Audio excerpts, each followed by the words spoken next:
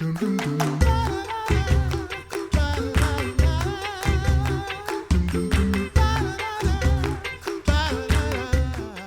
back to the Coffee Hour. I'm Sarah Gulseth. I'm Andy Bates. We get to talk about, well, two of my favorite things today. It's VBS, which I know we're in December and VBS might send some panic through everybody, but if you are a leader at your church or a DCE it's or time. a parent, Yeah. a teacher, You're or already pastor, thinking there. you're thinking VBS.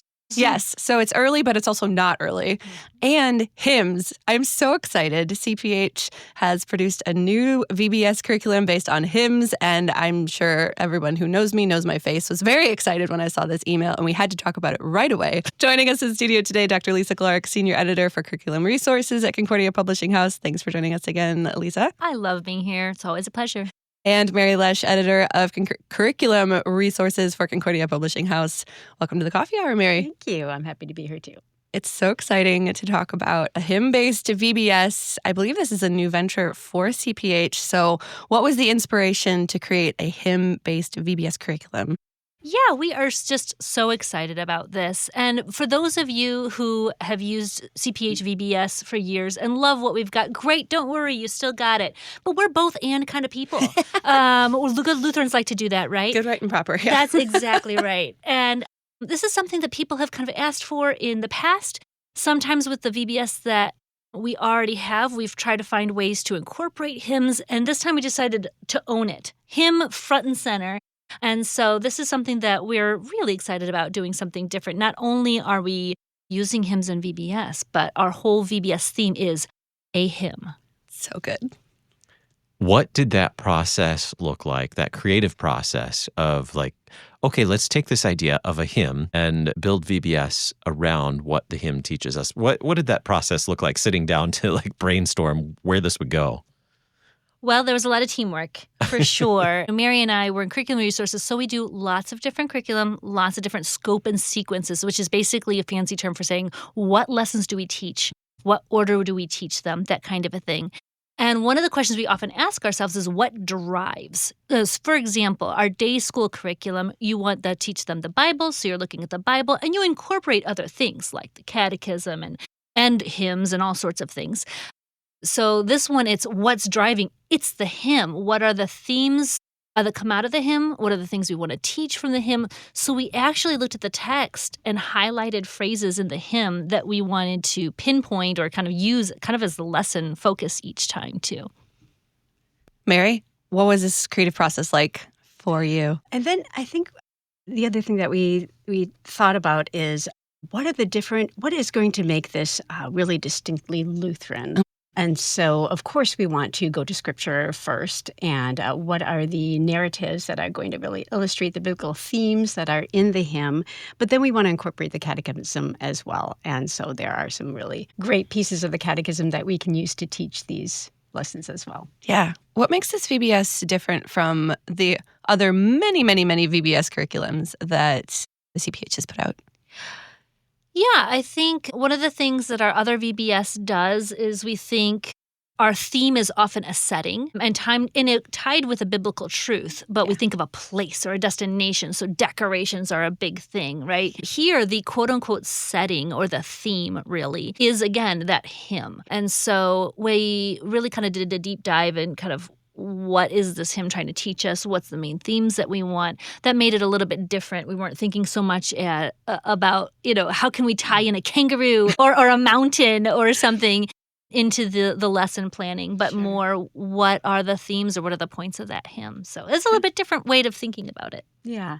But at the same time, we wanted to make sure that everything was going to flow together and that each part is going to reinforce the other parts of it. So even the games and the craft and the snacks that we have created are going to reinforce those biblical themes that are in the hymn. And that's a great, fun way to do it as well.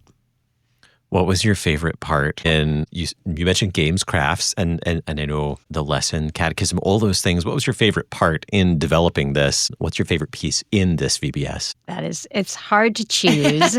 I'm going to say I love that it really digs into the hymn and that it takes the verses of the hymn and gives a little bit of history for the kids. That's not something that we normally do with kids, is looking at the hymn and looking at the history of it.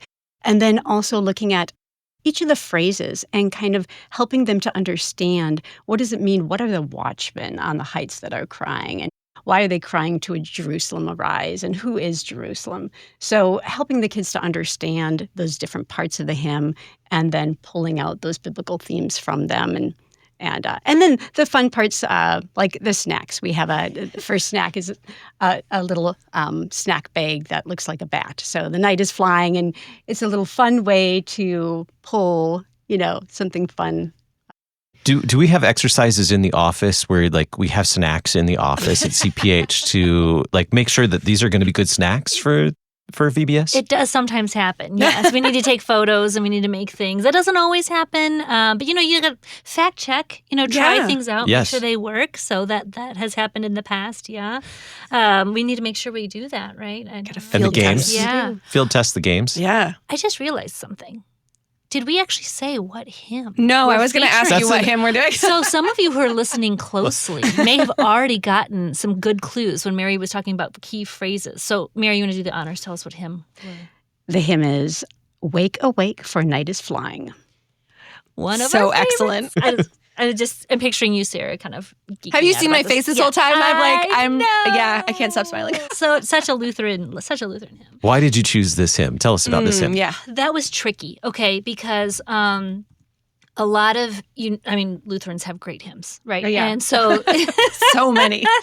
And not to say that, obviously Lutheran Service Book has plenty of hymns that are not necessarily written by Lutherans, but that was one of our first steps is let's look at hymns that are written by Lutherans. And let's look at ones that really kind of stand out or noteworthy. Philip Nicolai did the King of Chorales. Yeah. So we decided, okay, let's look at those, kind of get an idea. And I think one of the things that attracted us to this hymn is, okay, some of you know me. You know that I love hymns, and you also might know that I love end time stuff or eschatology. And this hymn has that, and because it's so comforting. Those of you, and Sarah, feel free to take over and talk about this hymn as much as you like. But this hymn was written in a really awful, tough time. And Philip Nicolai is a pastor, and I love that one of his answers to comforting his people is to write a hymn about the end times. And I think there's sometimes where we all feel, things are tough, right? Things are hard, and where can we find hope? And this is one of our beautiful answers in hymn form. So that's one of the things that I think at least influenced me as part of the group that helped decide what hymn first. Mary, did you want to add anything to that? Yeah, I also love that this looks back to God's great plan of salvation and sending Christ, so that we look back and see that Christ has come, but then also we're looking at today where we are, that he's with us now in the Word and Sacrament, and then looking ahead to Christ coming again. So we've got that Christ came, Christ is with us now, and he will come again. And that's something that we need to be reminded of daily, and something that'll be wonderful to share with the kids as well. I'm already getting the feeling there's so much packed into this VBS. This is an excellent hymn. I mean, it's just fun to sing, too. I'm sure kids are just going to love belting this hymn out because it's just an excellent one to sing, too. Mm-hmm. Tell us more about what the curriculum includes. I know you've mentioned some things, but what does that curriculum layout look like, Mary? So it begins with an opening worship.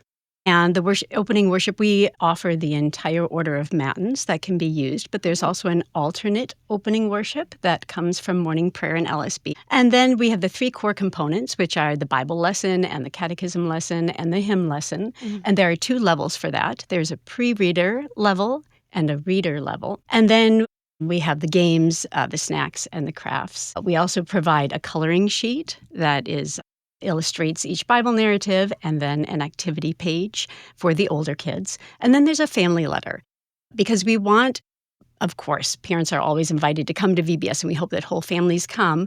But the family letter is going to let them know what the kids learned each day. And then there's also a couple of discussion questions so they can keep the conversation going. They'll get a copy of the score of the hymn so families can sing that together at home as well. What do you want leaders to know that who are maybe open to trying a different format or a different approach to VBS with this new Hymn VBS? What do you want them to know about this new Hymn VBS for this year?